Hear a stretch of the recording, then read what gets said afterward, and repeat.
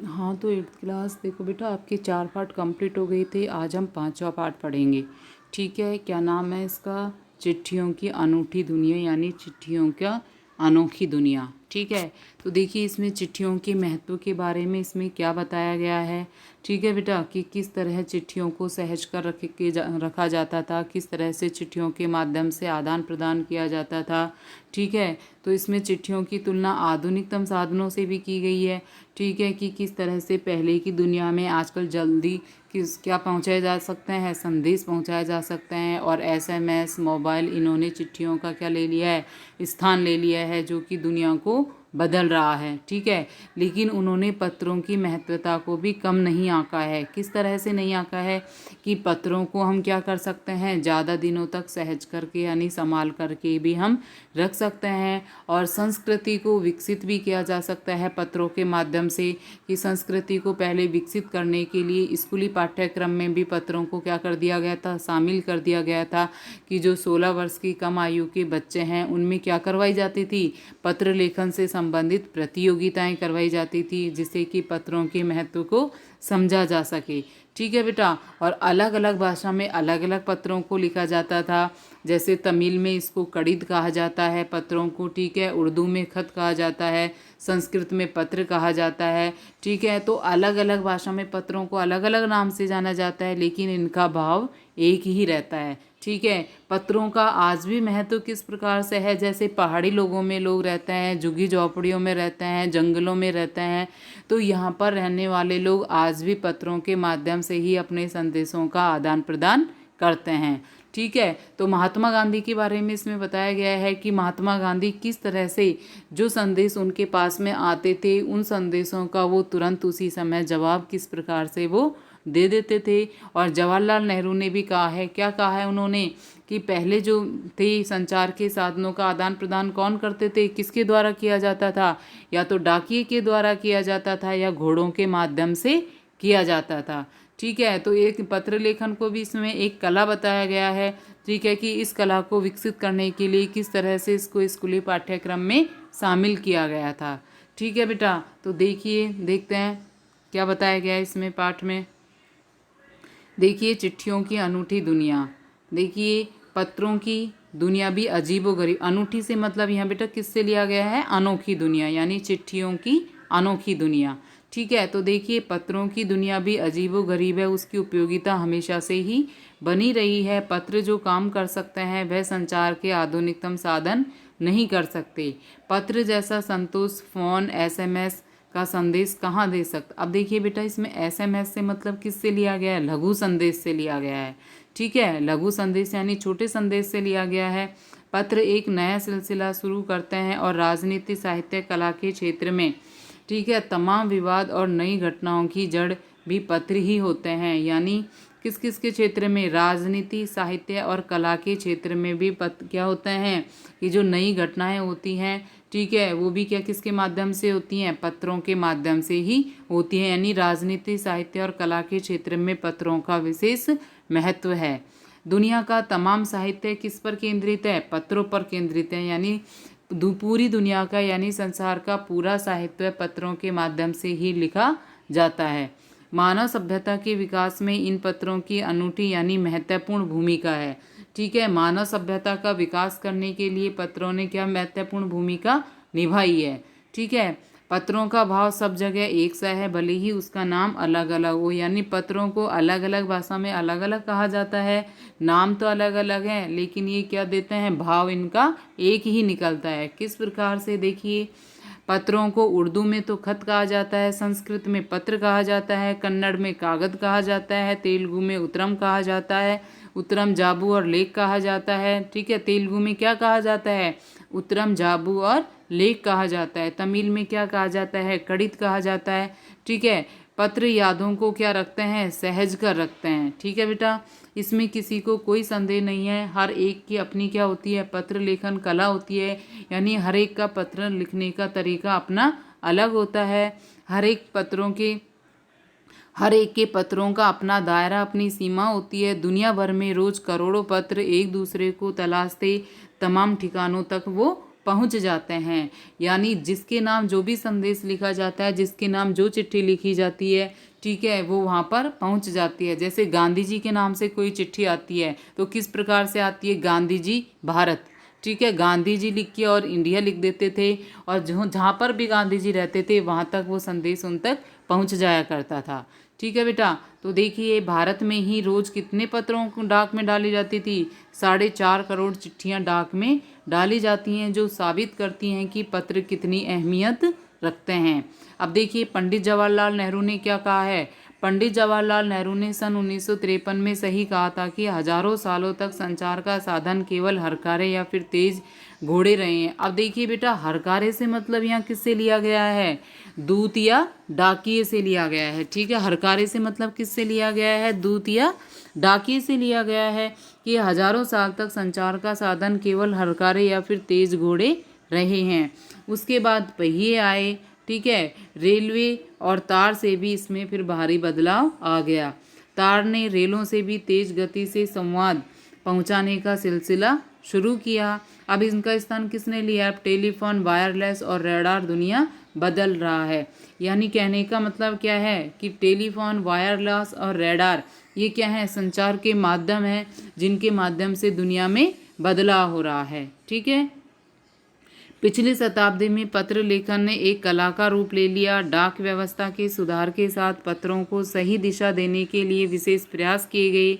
पत्र संस्कृति विकसित करने, अब देखिए पत्र संस्कृति विकसित करने के लिए स्कूली पाठ्यक्रम में पत्र लेखन का विषय भी शामिल किया गया। यानी पत्र लेखन को क्या बनाया गया, संस्कृति विकसित करने का माध्यम बनाया गया। ठीक है, पत्र लेखन को क्या बनाया गया, संस्कृति विकसित करने का माध्यम बनाया गया, और इसे स्कूली पाठ्यक्रम में भी इसको क्या किया गया, सम्मिलित किया गया। ठीक है, स्कूली पाठ्यक्रम में क्या किया गया, इसको सम्मिलित किया गया।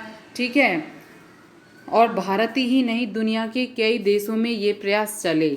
विश्व डाक संघ ने अपनी ओर से काफ़ी प्रयास किए। ठीक है बेटा, अब देखिए इसमें याद रखने की बात क्या है कि पत्र जो है, पत्र संस्कृति विकसित करने के लिए, यानी पत्रों के माध्यम से संस्कृति को विकसित करने के लिए इसको स्कूली पाठ्यक्रम में सम्मिलित कर दिया। ठीक है, और भारत में ही नहीं दुनिया के दूसरे देशों में भी ये प्रयास किया गया। ठीक है, अब देखिए विश्व डाक संघ ने अपनी ओर से काफ़ी प्रयास किए। विश्व डाक संघ की ओर से 16 वर्ष से कम आयु वर्ग के बच्चों के लिए पत्र लेखन प्रतियोगिताएं आयोजित की गई। ठीक है बेटा, तो यह सिलसिला सन 1972 से शुरू किया गया। ठीक है, यह सही है कि खास तौर पर बड़े शहरों और महानगरों में संचार साधनों के तेज विकास और अन्य कारणों से पत्रों की आवाजाही क्या हुई, प्रभावित हुई। ठीक है, पर देहाती दुनिया आज भी, यानी जो बड़े शहर हैं उसमें तो क्या हो गया, संचार के साधन तेज गति से उनका संचार के साधनों का विकास हो गया। लेकिन जो देहाती दुनिया है, देहाती यानी गांव की जो दुनिया है, ठीक है बेटा, देहाती से मतलब किससे लिया गया है, यहाँ पे गांव की दुनिया से लिया गया है कि जो देहाती दुनिया है आज भी वहाँ पर चिट्ठियों से ही संदेशों का आदान प्रदान होता है।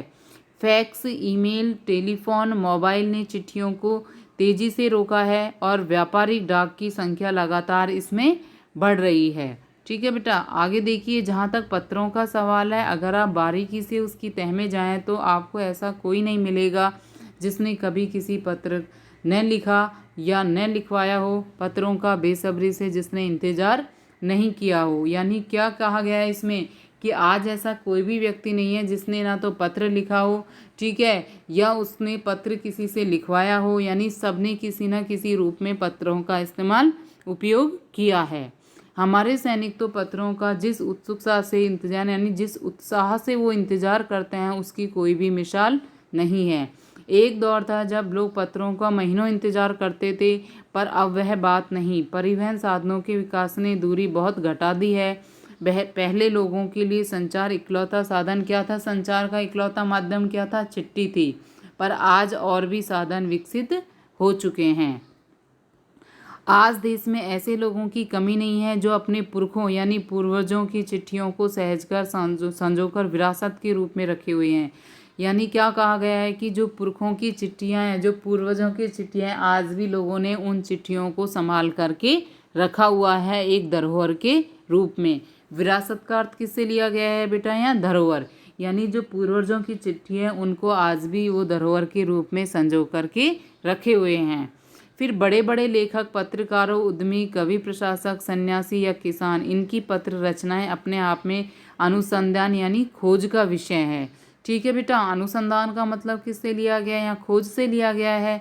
तो इनकी जो रचनाएं हैं वो किसका विषय है, खोज के विषय हैं। अगर आज जैसे संचार साधन होते तो पंडित नेहरू अपनी पुत्री इंदिरा गांधी को क्या करते, फ़ोन करते। पर तब पिता के पत्र पुत्री के नाम नहीं लिखे जाते तो देश के करोड़ों लोगों को प्रेरणा देते हैं। पत्रों को तो आप सहज कर रख लेते हैं, पर एसएमएस संदेशों को आप जल्दी ही भूल जाते हैं। अब देखिए इसमें क्या बताया है कि जो पत्र हैं उनको हम संभाल करके रख सकते हैं, लेकिन जो एसएमएस है उनको हम ज़्यादा दिन तक संभाल करके नहीं रख सकते और उनको हम जल्दी ही भूल जाते हैं। कितने संदेशों को हम सहज कर रख सकते हैं, तमाम महान हस्तियों की तो सबसे बड़ी यादगार एवं धरोहर उनके द्वारा लिखे गए क्या हैं, पत्र ही हैं। भारत में इस श्रेणी में राष्ट्रपिता महात्मा गांधी को सबसे आगे रखा जाता है। दुनिया के तमाम संग्रहालय जानी मानी हस्तियों के पत्रों का अनूठा संकलन भी है। तमाम पत्र देश, काल और समाज को जानने पहचानने का क्या है, एक असली पैमाना है। ठीक है, कि तमाम पत्र क्या हैं, देश काल यानी देश काल और समाज को जानने समझने का क्या है, एक असली तरीका है, एक आधार है। असली पैमाना है यानी असली आधार है। भारत में आज़ादी के पहले महासंग्राम के दिनों में जो कुछ अंग्रेजी अफसरों ने अपने परिवारजनों को पत्रों में लिखी वे आगे चलकर बहुत महत्व की पुस्तक तक बन गई। ठीक है, इन पत्रों ने साबित किया कि यह संग्राम कितनी ज़मीनी मजबूती लिए हुए था। महात्मा गांधी के पास दुनिया भर से तमाम पत्र केवल महात्मा गांधी किस नाम से आते थे, महात्मा गांधी और इंडिया लिख के आते थे बस। और जहाँ भी महात्मा गांधी रहते थे, ठीक है, तो आज़ादी के आंदोलन की कई दिग्गज हस्तियों के साथ भी ऐसा ही होता था। अंग्रेजी के पास देश दुनिया में से बड़ी संख्या में पत्र पहुँचते, पर पत्रों का जवाब देने के मामले में उनका कोई भी जोड़ नहीं था, यानी कोई भी मुकाबला नहीं था। गांधी जी के पास क्या थे, देश दुनिया से बड़ी संख्या में पत्र पहुंचते थे, पर पत्रों का जवाब देने के मामले में उनका कोई भी मुकाबला नहीं था। और कहा जाता है कि जैसे ही उन्हें पत्र मिलता था उस समय वे उसका जवाब भी लिख देते थे। अपने हाथों से ही ज़्यादातर पत्रों का वो जवाब देते थे, और जब लिखते लिखते उनका दाहिना हाथ दर्द करने लग जाता था तो वो अपने बाएं हाथ से लिखने में जुट जाते थे। महात्मा गांधी ही नहीं, आंदोलन के तमाम नायक जो हैं वो पत्र गांव-गांव में मिल जाते थे। नायकों के पत्र गांव-गांव में मिल जाते थे। पत्र भेजने वाले लोग उन पत्रों को किसी प्रशस्ति पत्र से कम नहीं मानते थे। अब देखिए बेटा, प्रशस्ति पत्र से मतलब यहाँ किससे लिया गया है, प्रशंसा पत्र से लिया गया है। ठीक है, प्रशस्ति पत्र से मतलब किससे लिया गया है, प्रशंसा पत्र से लिया गया है। तो कई लोगों ने तो उन पत्रों को फ्रेम करा करके रख लिया है। यह है पत्रों का जादू। यही नहीं, पत्रों के आधार पर ही कई भाषाओं में जाने कितनी किताबें लिखी जा चुकी है। वास्तव में पत्र किसी दस्तावेज से कम नहीं है। पत्र के 200 पत्र बच्चन के नाम और निराला के पत्र हमको लिखियो है कहा, तथा पत्रों के आईने में दयानंद सरस्वती समेत कई पुस्तकें आपको मिल जाएगी। कहा जाता है कि प्रेमचंद खास तौर पर नए लेखकों को बहुत प्रेरक जवाब देते थे। पत्रों के जवाब में वे बहुत मुस्तैद रहते थे। ठीक है, इस प्रकार नेहरू और गांधी के लिखे गए रविंद्रनाथ टैगोर के पत्र बहुत ही क्या हैं, प्रेरक हैं। महात्मा और कवि के नाम से महात्मा गांधी और रविंद्रनाथ टैगोर के बीच 1915 से 1941 के बीच के पत्राचार का संग्रह प्रकाशित हुआ था। अब देखिए इसमें क्या बताया है कि रविंद्रनाथ टैगोर के पत्र भी बहुत प्रेरक है। महात्मा और कवि के नाम से महात्मा गांधी और रविंद्रनाथ टैगोर के बीच सन 1915 से 1941 के बीच की जो पत्राचार का संग्रह है वो प्रकाशित हुआ, जिसमें बहुत से नए तथ्यों और उनकी मनोदशा का लेखा जोखा मिलता है। ठीक है, पत्र व्यवहार की परंपरा भारत में बहुत पुरानी है, पर इसका असली विकास आज़ादी के बाद हुआ। पत्र व्यवहार की परंपरा क्या है, भारत में पुरानी है, पर जो इनका असली विकास हुआ है वो आज़ादी के बाद हुआ है। तमाम सरकारी विभागों की तुलना में सबसे ज़्यादा गुडविल डाक विभाग यानी सबसे अच्छा डाक विभाग क्या है, सबसे अच्छा गुडविल यानी सबसे अच्छा डाक विभाग की ही है। इसकी एक खास वजह यह भी है कि यह लोगों को जोड़ने का काम करता है। ठीक है। घर घर तक इसकी पहुंच है। संचार के तमाम जो उन्नत साधनों के बाद भी चिट्ठी पत्रों की हैसियत बरकरार है। शहरी इलाकों में जो आलीशान हवेलियां हो या फिर झोपड़पट्टियों में रह रहे लोग हो, दुर्गम जंगलों से घिरे गांव हो, ठीक है, घने जंगलों से घिरे गांव हो, बर्फबारी के बीच में रह रहे पहाड़ी लोग हो, समुद्र तट पर रह रहे मछुआरे हों या फिर रेगिस्तान की डांडियों में रह रहे लोग हों, आज भी खतों का सबसे अधिक यहाँ पर बेसब्री से इंतजार होता है। ठीक है बेटा, एक दो नहीं करोड़ों लोग खतों और अन्य सेवाओं के लिए रोज भारतीय डाकघरों के दरवाजे तक पहुंचते हैं। इसकी बहुआयामी भूमिका नजर आती है। अब देखिए, दूर देहात में लाखों गरीब घरों में चूल्हे मनी ऑर्डर अर्थव्यवस्था से ही चलते हैं। यानी डाकिये किसकी नौकरी करते हैं? डाकिये की नौकरी करते हैं, संदेशों को एक दूसरे के घर पहुंचाने का कार्य करते हैं। तो इसके द्वारा प्राप्त आय से ही उनकी घर की व्यवस्था चलती है। गांव और गरीब बस्तियों में चिट्ठी और मनी ऑर्डर लेकर पहुंचने वाला डाकिया देवदूत के रूप में पहले जाना जाता था, जिसको कि हरकारा भी कहा जाता है। ठीक है। चिट्ठियों का आदान प्रदान करने वाले को किस रूप में माना जाता था? देवदूत के रूप में माना जाता था। एक देवता के रूप में माना जाता था जो संदेश लेकर के आता था। भगवान के समान उसको माना जाता था कि ये देवताओं के द्वारा भेजा गया दूत है। ठीक है बेटा, तो आज आपका ये पर इसमें किसका महत्व बताया है? चिट्ठियों के महत्व को बताया गया है कि किस तरह से चिट्ठियों को सहेज करके रखा जा सकता है। एसएमएस और जो आधुनिक साधन है उनको हम ज़्यादा दिन तक के सहेज करके नहीं रख सकते थे, और किस तरह से पत्रों को यानी पत्रों के माध्यम से संस्कृति को विकसित करने के लिए किस तरह से पत्र लेखन प्रतियोगिताएं क्या की गई, शुरू की गई। ठीक है, तो इसमें किसका महत्व बताया गया है? पत्रों के महत्व को इसमें बताया गया है। पत्रों की अनोखी दुनिया के बारे में इसमें बताया गया है। ठीक है बेटा, जो इसके प्रश्न उत्तर हैं वो हम कल करेंगे।